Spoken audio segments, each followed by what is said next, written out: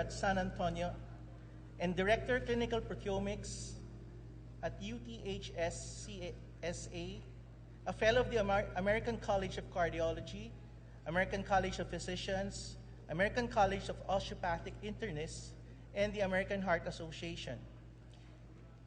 He has chaired the Electrophysiology Board Examination for the American Osteopathic Association, in addition to Interventional Board of Examiners. Over the past 20 years, our speaker has authored numerous articles, book chapters, abstracts, and presentations on cardiology. He has developed educational materials and has lectured widely, garnering several awards for his academic contributions, including the 1994 and 2014 Outstanding Teacher from the University of Texas Health Science Center at San Antonio, Researcher of the Year at ACOI. He is Associate Editor for Catheterization and Cardiovascular Interventions, Clinical Diabetes, and on the editorial board of Diabetes Care, American Journal of Cardiology, and others. His research areas include cardiovascular disease, diabetes, vascular biology, proteomics, and translational biology.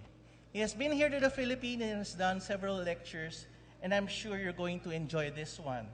So ladies and gentlemen, to speak on novel biomarkers with coronary artery disease, please welcome Professor Robert Chilton.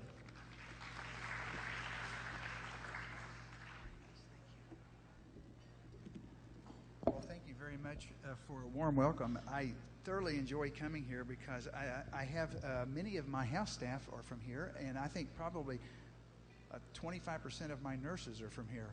I work at the university, and most of them come actually from the Philippines, and we've just had great relations. So let me, in the interest of time, move along on this topic. This is of great interest to most of you here. How many of you in the room have family members that have diabetes and high blood pressure? Just a show of hands. Okay. Oh, a few more hands are coming up. Okay. How many people in the room don't have any atherosclerosis in their heart? I don't see anybody. Okay. How many of you had ice cream out there today? Did anybody eat ice cream? You like that? That's good. And you know, how many of you eat Jolly Burgers? Does everybody go to Jolly Burgers? You know, that's #1 now on the New York Times as the fattest hamburger in the world. Okay, you guys have a special area. So I'm not sure that's good, but for whatever. Up here is optical coherence tomography. How many of you use OCT in your interventional procedures? Anybody? Well, let me tell you, we have a patent on this. And do you know where we got it from? When we go down the coronary, when we first started, we wanted to look at a 5-micron split on the endothelial surface. We stole it from the eye guys, and we patented it for the coronary. And it actually works quite well. This is the back of your human eye. And if you look up here on this screen, what you can appreciate is that your blood vessels are right here, all the way along the back of your eye. And that is the #1 cause of blindness in the world. That's diabetes. It's microvascular, less than 5 microns. It also hits your human heart about the same way. So you, again, does the eye relate to death? It does. We have a paper coming out in the next month or two specifically showing eye changes and cardiovascular mortality. It's all connected. It's at a translational level.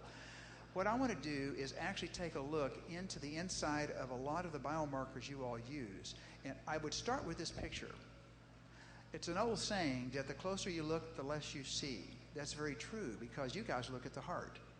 The diabetes guys look at just diabetes. So if you want to really take a look, you need primary care guys. You need people that are paraprofessionals that work with you because they see all the stuff all of us do. I put stents in for a living. I train guys to do surgery, but I also have a research lab. So you have to widen your gaze. Diabetes hits everything. And the biggest problem we have around the world now is the pandemic of diabetes. So look more than just in one area. Now, as far as biomarkers, when I worked on this NHLBI project for proteomics, the thing that they wanted me to do is they wanted me to find things that you could look 10 to 20 years ahead. You guys are living in the present 21st century. That wasn't my challenge. My challenge is to find markers in your blood that will predict events 10 to 20 years from now.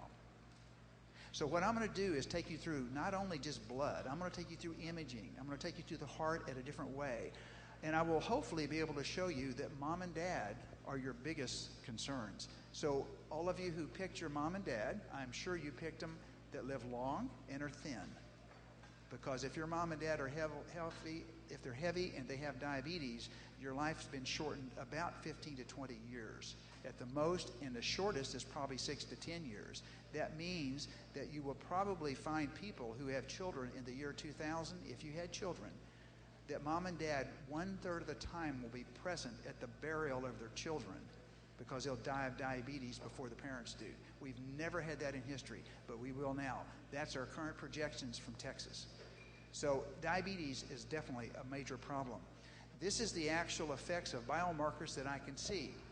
And you're welcome to these slides. The people from BI have a copy of these, and I would urge you to look at them, teach from them. I don't care. They're all my slides anyway. And I'll have a new set for the next time. If I don't, then I probably shouldn't be giving a lecture. Up here is renal function. Again, cytostatin C is going to change the way you practice. We're going to measure that. Not quite yet, but it's coming. The lipids, we're going to split those out into different kinds of particles, and I'll show you some of those in a minute. I think most of you are familiar with BNP. It has to be NT-proBNP, because if you don't, and they use a DPP-4 inhibitor, you just destroyed the BNP signal, so it'll look zero. So when you order BNP, make sure you get the right one. Don't get the old one. The old model doesn't work anymore. And troponins, why? It doesn't make any difference what you're doing or how healthy you think you are. Your troponins are high, you will die early. We've already done those studies 10 years ago. The other thing is HSCRP. I would assume all of you take care of your teeth and don't have any dental problems. If you don't, it's good. It just simply inflames every blood vessel in your body, 60,000 miles. So biomarkers, they're important. And what I look at is from the omics technology. I have geneticists that I work with. We do the proteomics. We have metabolomic guys. All these are byproducts of your mom and dad. They gave you the genes, the epigenetics. All of you in the room who exercise and work out all the time, that protects you because it keeps down and suppresses many of the actual bad genes that you may be carrying that you want to keep under control. So what can biomarkers tell you as far as tools? If you look around, look at all the areas that affect the heart. The one you're interested in, looking very closely and not looking at the entire picture, is you want to look at the guys that have the heart attack or plaque rupture. Because in this picture, in this 32-year-old woman, I think most of you are cardiology guys here, you took out the front of the heart. You took out the left anterior descending. Notice it's stumped at the top. It's not there. So what happens 3 months later? Look at the lady's angiogram. She's got a bag for a heart. We sent her for a transplant, $1 million. That's if she gets into the transplant program. Certainly BNPs would be high. Of course, the troponin would be high as a biomarker for both of these. And again, those predict death. If the troponin comes down, you have less death. If the BNP comes down, you have less death. But you can't say that about HDL. If I was to raise your HDL, do you think you will have less events? I can tell you if it's low, it's bad. But I can't show you that if I take it down, that it's really going to change things. At least not yet with drugs. You want more than just the biomarker to tell you mortality. You guys want a drug or a way to improve it so that you have less mortality. That's not always possible in this current day and age. So what do we have for diabetes in the pandemic era? Let's take a look for a second. This is your life. This is what mom and dad gave you. This is endothelial cells. It's producing nitric oxide. This is genetically transmitted, believe it or not. Mom and dad have diabetes. You see all the green nitric oxide coming off that endothelial cell? They won't be there. Notice it's elongated cells too. These cells actually are not cuboidal. These are elongated. They're long. That's when you exercise. But all of you sitting here, well, heck, all of you here have cuboidal. They're all sitting still. But if you get up and exercise, they're going to elongate. And when they do, they send out a signal through mechanotransduction, and it kicks out nitric oxide. So what does it do for you? It's like taking nitroglycerin. It's antiplatelet. You may not be able to realize it, but in the interventional lab, I shoot nitro down the coronary. You probably think it's improving the size of the vessel. It does. but it also blocks ADP, it also blocks lipoxines, and shuts down inflammation. So there's more to it than meets the eye when you look at it. This is really 1 trillion cells. They account for 0.2 pounds, but this is the interface between all the liquid tissue or blood and all the signals that are going to tell the rest of the body what to do, like grow blood vessels, like make your muscle get thicker in the heart. So each of us look at a different level. The PhD guys are more interested maybe in fibrosis, in the actual matrix, or what holds the heart together. The matrix of your heart, if taken out and remove all the little muscle cells from it, do you know I can regrow your heart from that in an animal model? Because it has all the genetic codes I need to make it actually function. So there's no one part of the human that you don't need. All of it's important to you. If you take a look at endothelial function, now over here is what you look like in the morning when you wake up. Do you know what the other one is? That's about an hour and a half later, or increased nitric oxide. Take nitro. So I saw you guys eating ice cream. Do you think it affects that? You bet. We did those studies. Bob Vogel and a bunch of guys did these years ago. We gave medical students a malt that it was basically ice cream. A lot of free fatty acids, metabolics, things you don't like to talk about. It's not the LDL cholesterol in there, it's the triglycerides and the free fatty acids. It will make you look like this, even if you started like that, if you're normal for 4 hours. Now, I would assume most of you had breakfast. 4 hours from now, you're going to eat lunch. You'll poison yourself again. And then you're going to eat supper again, right? Do I have it right? I think those are the right numbers. And so let's see. You have a engine, and you're basically loading all your blood vessels for, 16 hours with fat? When do you think it has time to clean its artery wall? So basically, you're bathing yourself in fat the whole time. If I take blood samples from a healthy person in here, I'll line them up every hour, like the medical students who suffered through those needle sticks, you will find at the very first, after the ice cream, it's white on top. Then it comes down a little less and less. By 4 hours, it's pretty cleared out. It looks like blood. But for all of you guys who get up like me at 2 in the morning to see an MI, and you take the first stick in the guy's radial artery, which used to be the leg, it comes out orange. I think this guy probably is telling you he's got diabetes. He can't even metabolize the free fatty acids. That's grease, and I'll show you some more of it later on. It's a vascular toxin. So could this potentially, in a case like this, look at this lady. She kept bugging the primary care doc until he finally sent her to a cardiologist. Anything wrong with this echo? You guys read echoes. Here's baseline, here's full stress. The septum doesn't work, the anterior wall's flat. For those who are not cardiology guys, this squeezes, that doesn't squeeze well. And she, again, 47, 3 kids, hemoglobin A1C, not particularly high, but a little too high for her probably. And again, the EKG is normal. She doesn't have chest pain. So to send her to you guys, you do the exercise echo, then you send her to me in the cath lab because it looks abnormal. You want to see the next scary part? Here's the one that scares you. Whoa, now that's good for business. So I assume the interventional guys want to put a stent in that Prox LED. She has diabetes. This is a Lima case. Although, if you ask the lady, I could put a stent in there and you won't have to have your chest open, but you won't live longer. We did that from the Freedom Trial. So again, metabolics and signaling markers are important. Could I have predicted this by some kind of biomarker? We'll look and see. Here's mom and dad. That's where you get most of your genetics. When I go get a new dog, and you'll see on my slide, this is my dog over here. That's Murmur. She passed away, so I got a new one. She's called Pulse. And so Murmur, when I went to pick Murmur up, I went down, I looked and asked the one question, could I see mom and dad? Why would I want to do that? How old is mom and dad? Are they still healthy? And they were. So I said, well, I picked from mom and dad that have a healthy stock. Again, we can't pick our parents, but again, it tells you the importance. How much is this as far as a powerful risk marker? It's only 60% of your risk. It is the most important one that I have. Now, to make it a little bit more interesting, there was a paper that actually is coming out in diabetes care. And what they did, they used different kinds of genetic markers to predict people by looking at their genotypes and then comparing them to people with type 2 diabetes. So if I could find a genetic genotype and I could mark those for you, then I would be able to take these gene signals and I could actually look at the odds of coronary heart disease. And if I looked on my actual scale, I could predict that. To make it more practical for the guys that have to practice like myself, except I got really egg-headed PhD guys I work with, this is the way it works out for an interventional guy. This shows you that I can predict by measuring these different locuses on gene codes people who have an elevated fasting blood sugar but don't have diabetes. That means that you don't even have diabetes yet, but I can predict in nearly over 150,000 people who is going to end up with coronary disease even though you don't have diabetes yet.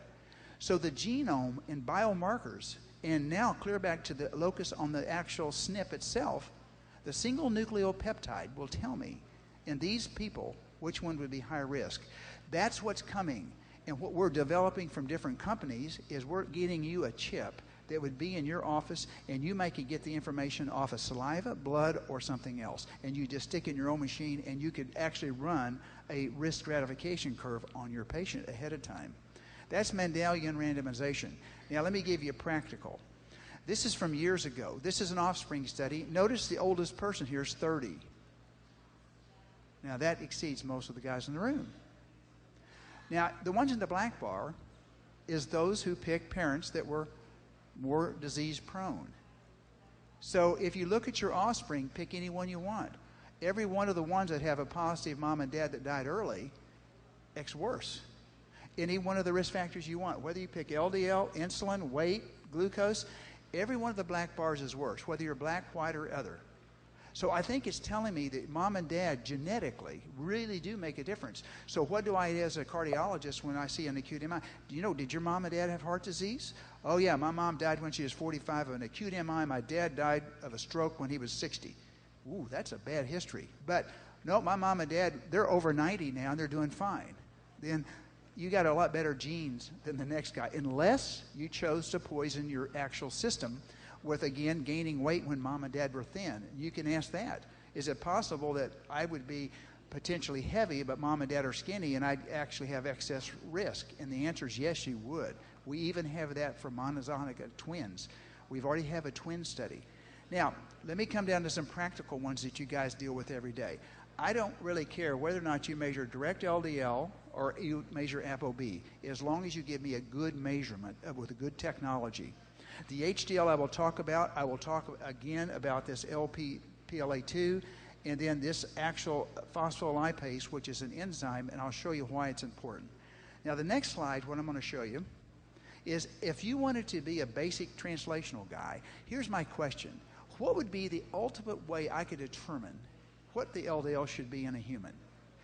So for that, the PhD guy said, well, you know, Bob, I got it. I know how we can do it. We can take LDL and pour it in our actual cell cultures with endothelial cells that you have actually cultured from humans, and you can see when there is no longer any production of nitric oxide, because the ultimate healthy cell produces nitric oxide. So whenever I shut off nitric oxide and it's not there anymore, well, then I've poisoned the cell. It's not any good.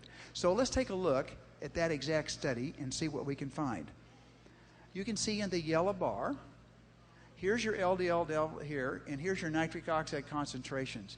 Notice that you lose it around 50. Now, isn't it interesting that the Improve It trial finds the number to be around 50? We can actually show event reduction clear down to 50. It is also interesting that when you lower it clear down to 30 in the Fourier trial, when we were doing part of this, we did Glagoff for the IVUS trial, you can drive them down to 10, but quite honestly, you don't get much more benefit after you get down so far, even down here at 30. Now, this was a positive trial, but the absolute risk reduction was in just the 1 or 2% range. So I think we're getting to the point where we need more things than just LDL to target. But I think your target level, you're going to find us change our guidelines. It's going to be 50 to 55. Now, has anybody done that yet? Yes, they have.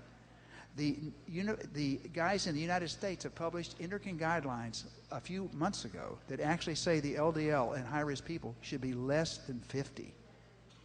So I think that's coming, and this is the basic science to support that. We had actually in a number of the atorvastatin trials clear on down, and then again, the one that really probably changed the standards is the Improve It. And the Improve It, you can see, is 53. and we took it to 30, but the difference between here actually doesn't really show up as much as we were hoping for. I was looking for a better study. But remember, in the PCSK9 trials, everybody's on high-dose statins anyway. You've already dropped them really far down. So I think the actual cell number is probably true. I think most of you should be around 50. But you guys don't look like you're around 50. Unless you take a drug. Maybe the women around here, but not the guys. Most of you are going to be much higher than that. So if you want to take care of yourself, you probably need to be around the 50 range. Now, this is an important slide. This is from the actual MESA trial. This is a multi-ethnic study of atherosclerosis. This is one that's had a 5-year follow-up, and the question that's being asked here, is there people who have discordant LDL versus particle density? Because we can make a particle size now with NMR. So many of you who like to do real advanced lipid testing, is there a room for that? There is. For example, you can have a guy, this again is the events over here. There's your LDL as 104. Now, that looks pretty good. But notice that this is a really high-risk line. It's not picked up by this 104, but it is by the actual particle. So there could be people that you would be able to tell by doing advanced lipid testing as a biomarker that probably would be worthwhile. At the same token, here's some people that have a little bit higher on the LDL, but the particle is low. And that group actually did quite well. So I think there is room for advanced lipid testing. It's not for everybody, but for those people who are intermediate risk, 7.5% or so over 10 years, it may be worthwhile. If you want to have someone pay for it, that's fine. But for routine, everyday public health practice, I don't use it at the university. I can't afford that. Our university doesn't have that much money. Now, the other thing that's kind of interesting is Framingham. The importance of taking a look at HDL. We know that from Framingham, the lower your HDL is, the more events that you have. If you went in the cath lab to predict who has 3-vessel heart disease, if you have a man on the table, is it the HDL that predicts best? Versus a woman on the table, is it the LDL that predicts best? Well, it ended up being that the HDL fits men very well and the LDL fits women very well. So is it a way I could raise that? Well, here's your subpopulations of HDL. The one that you want, and the beer drinkers always think they're going to get, is this one over here. It has more functionality to it. It actually has an ability to suck out more cholesterol from your cells. The small, dense one down over here, this is not your friend. It's good for our business because we put stents in. Of course, our stents don't decrease heart attacks, and they don't make you live longer. But it's good for business. But from a health standpoint, this is the one you want over here. And so I think advanced lipid testing may be good for that. And I think you probably could say, yeah, that's one reasonable if you had people that were high risk. Let's say you've already had a bypass, you're 45 years old, you have diabetes, and you're coming back for a second set of stents, and you've already got all 3 vessels loaded with probably 50 millimeters of stent. You might want to take a look and see if there was an advantage to checking this guy's HDL. This is not published yet, but will soon. This is a breakout of Paul Ricker's study. And what he did in Jupiter was they went back with advanced lipid testing to see, is there something in there beyond what he had done with the other trial that would actually, in 17,000 patients, help us? There might be. This looks like the strongest predictor of having a cardiovascular event is an HDL particle number. So it pushes it again. As far as biomarkers, splitting up HDL, it's important. Now, their HDL has another part to it. There's a number and a particle too, and there's also functionality. Now, I've not talked about functionality. I'll show you a little bit about it because you can have an HDL of 100 and you can have a heart attack. Because if you had high inflammatory markers and you make the HDL dysfunctional, it becomes atherogenic. So you could actually have HDL that is proatherogenic if you have high enough inflammatory markers. So you can make HDL go bad. This takes a look at the actual Accelerate trial. Many of you say, well, if I could just raise my HDL. So how would you like to do this one? I'm going to raise your HDL 130%. Now, you notice the date on this is 2017. This is not the one that we did with Toseptibid. This is a brand new one. This is a CEPT inhibitor. And so what they were able to do is really make a change by using this specific compound. But if you look, the event rate did not change. So even though I made your number better, I didn't make you better clinically. So this biomarker tells me even though it goes up, it doesn't change my event rate. Whereas if I was to lower your LDL, I don't care how I do it, right now it looks like lower's better, and you do, if I take your troponin down or I take your BNP down, all those track both directions. If it goes up, it's bad. If it goes down, it's good for you. So I think in this example, the actual increasing HDL with a CP inhibitor doesn't really help you any, and I doubt if we'll see many more of those to come. Now, this is the lipoprotein-associated phospholipid A2. It's a mouthful. It's, again, abbreviated LPPLA2. This is a hot one because this is an enzyme. This enzyme has the ability to crank out free fatty acids. And when it's present on, again, lymphocytes, atherosclerotic tissue, it's not your friend. So here's an example of an autopsy that I took for the house staff, and again, just so you can actually look and see this disease. I guess most of you would thought that must be somebody that's 90 years old. This one's 50. But that's okay. That's about what many of us in the lab would see. You might shoot an angiogram and it looks like, oh, maybe a 40% block. You're not sure, maybe a 60% block. But you then go down and do an FFR, and maybe you find the IFR is really abnormal. So most of us, the guys here, probably have blocks like this, but you don't exercise anymore, so you don't know. But actually it feeds, and the good thing is it's a healed plaque rupture. If you look, you've already infarcted it once down here. Of course it healed and you didn't have any trouble. And then over time you just keep fracturing more. But if you fractured it the first time, that's your highest risk chance for VFib and having a bad outcome. This takes a look at the actual studies from the ARC trial. Again, most of these trials have been out for a while. You can see the red markers are showing it predicts very well. Whether you want to take a look at the actual activity of the actual LP-PLA2 or the mass, it's still a very good predictive one to measure. And if you want to take a look at diabetes, it would appear, it suggested elevated diabetes may be the one that you ought to actually measure it on. And when you take a look at what does it actually do, it actually recruits white blood cells. So if you have a high level, it's proatherogenic. It ends up right down here.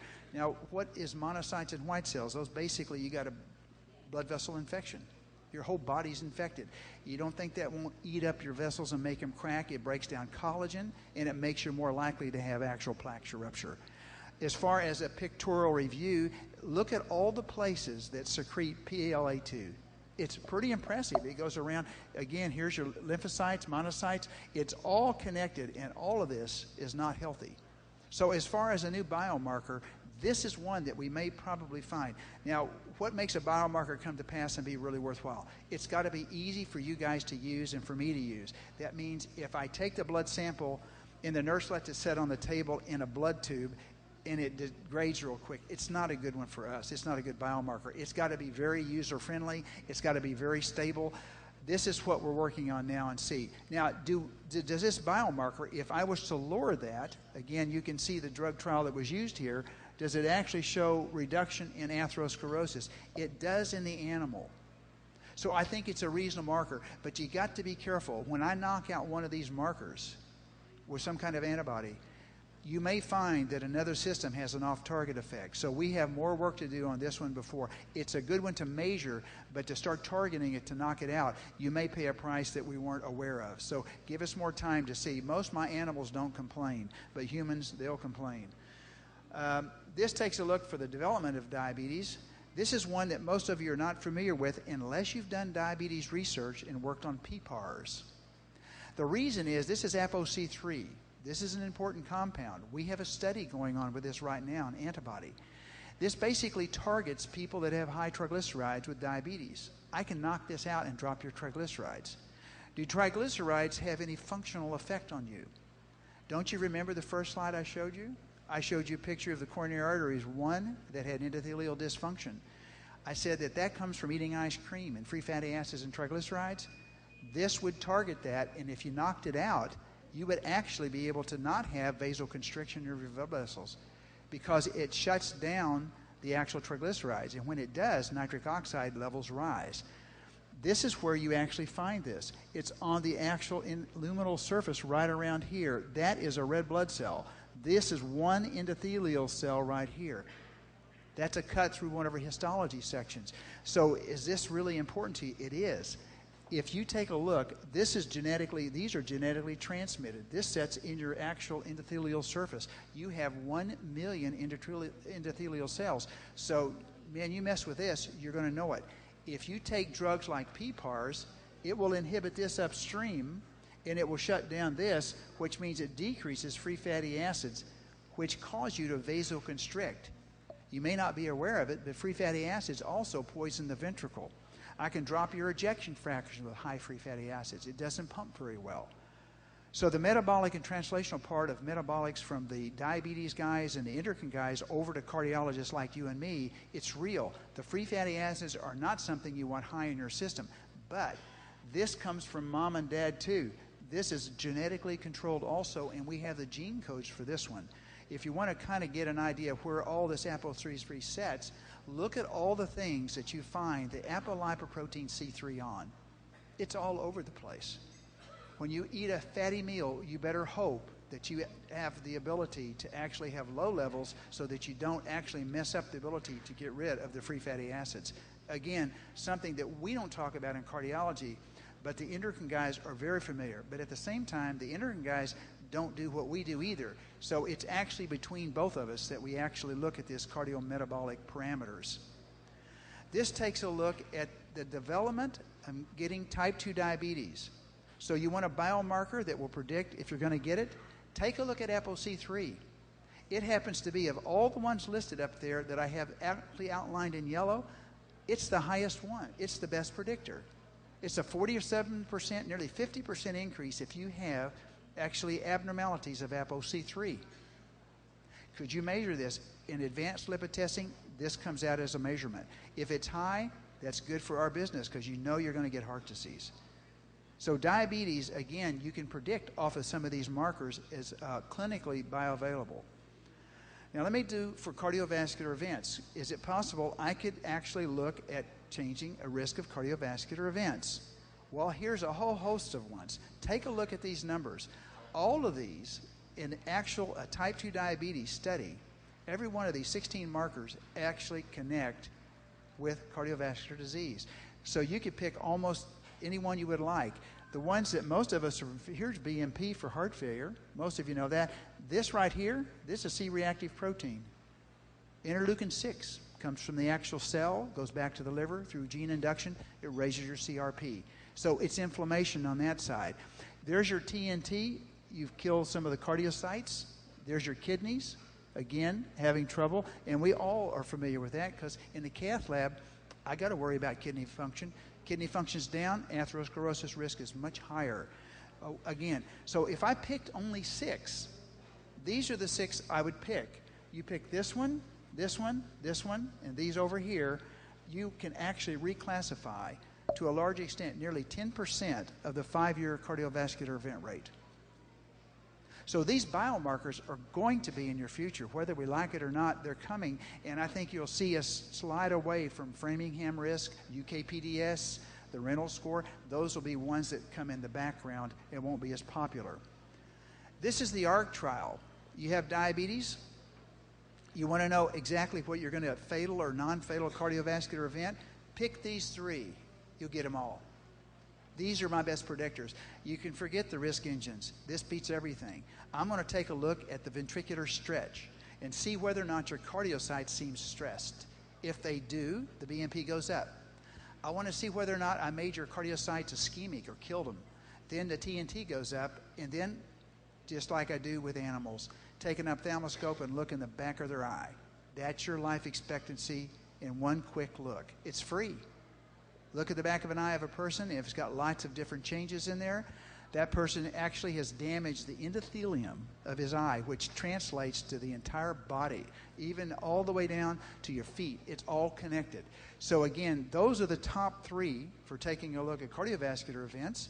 If you want to look at heart failure, here's the best 4. You don't see us calculating something. I'm just taking a look at who's going to get the events in diabetes. If you want to predict cardiovascular events, those are the ones for heart failure. If you want to look at coronary heart disease, you can see these here. They're all positive. Everything I'm showing you is all positive. But there's only 3. It's not like 15 or 20. It narrows it down pretty quickly. If you then take a look at people for stroke, here's the ones for stroke: TNT, the nephropathy, and peripheral arterial disease. I suspect most of you that do stents, many of us used to do the leg. Now we're 80% into the radial artery. That's because I can't get through the leg. They're too heavy, too much atherosclerosis. Well, if you go up around the arch, if you do a lot of casts, you probably had a stroke or two. Knocked a piece off. Again, that's what's predicting strokes, because you have a lot of disease burden. So coming down towards the end, if you want to say, well, in the ARC trial, if I put it together, what would actually predict the best non-fatal disease? It's the ones that have positive biomarkers, the ones that actually have EKG changes, and diabetes. That is going to be your most powerful one. If you want to look at the endothelium for biomarkers, the transporters. Now, these transporters get rid of cholesterol. And as you look at the cholesterol transporters, that's your HDL. Do we have drugs that actually can improve the HDL? We actually do.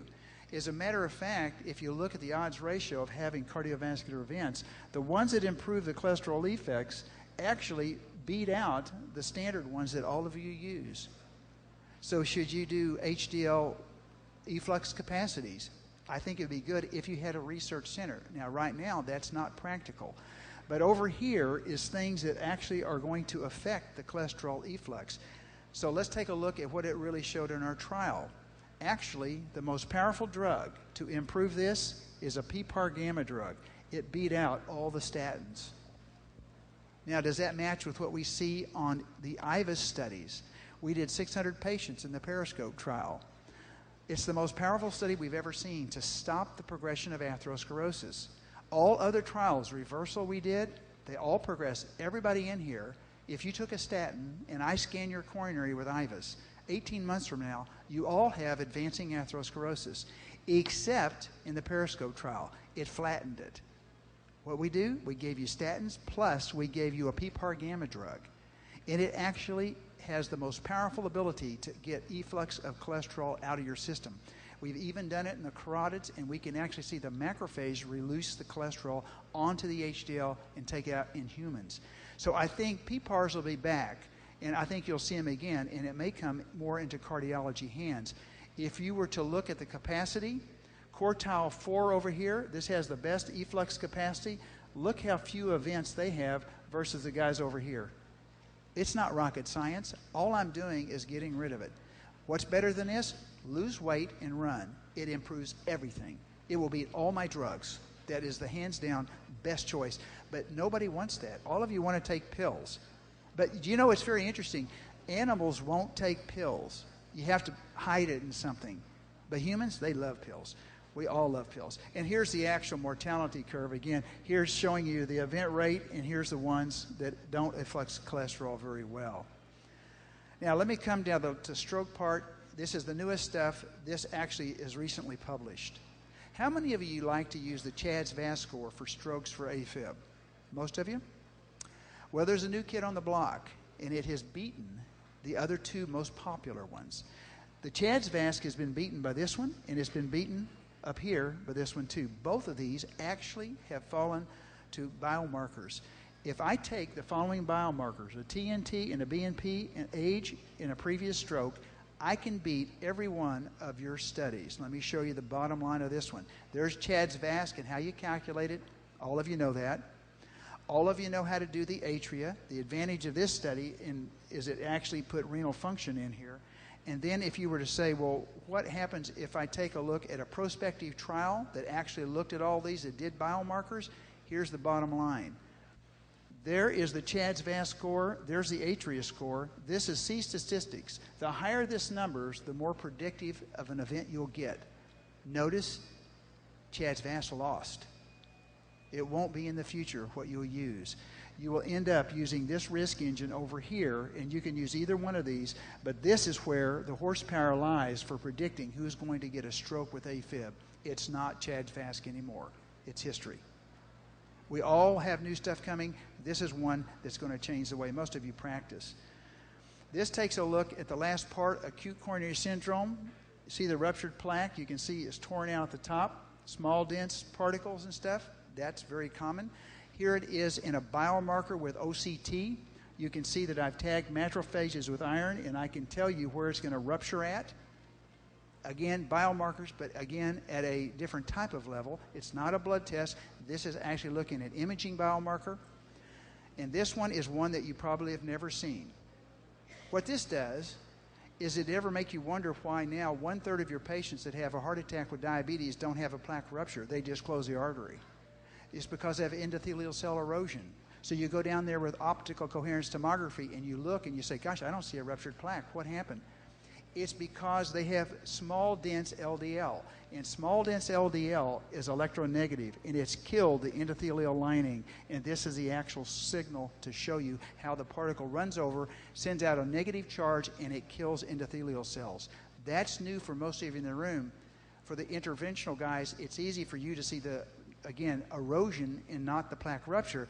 But for the endocrinology guys, they can tell you about the density. So really, it's both of us working together that's going to figure this out.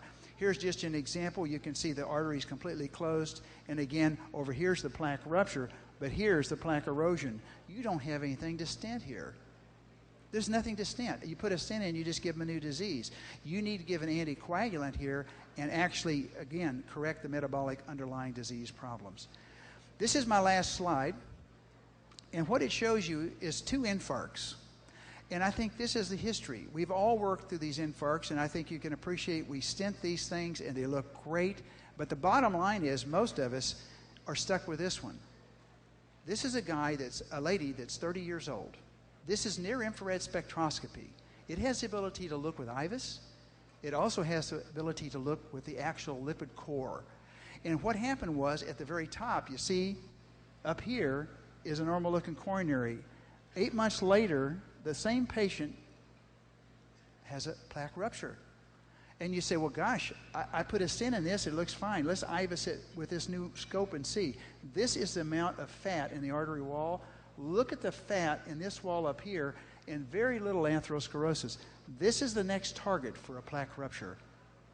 But you wouldn't have known that if you had not seen that intravascular ultrasound with near-infrared spectroscopy. Now let me go to my last slide, and let me show you the interesting part, and I'm going to skip the proteomics for a second because this one is worth looking at. Anybody recognize that machine? That's where all of your new biomarkers come from. Look at it very carefully. You guys send them for this all the time. This is the patient that has diabetes you sent to the operating room. And that's the open heart lung machine. And that's all his blood during surgery. Any problem with it? Sure. It's got cream on the top. It's not ice cream, but it looks like it. That's free fatty acids. That's lipids. That's triglycerides. That's where all your biomarkers are coming from. So you want to stay healthy? Don't have that cream on yours when you get your bypass. You need to have really good metabolics. Thank you very much.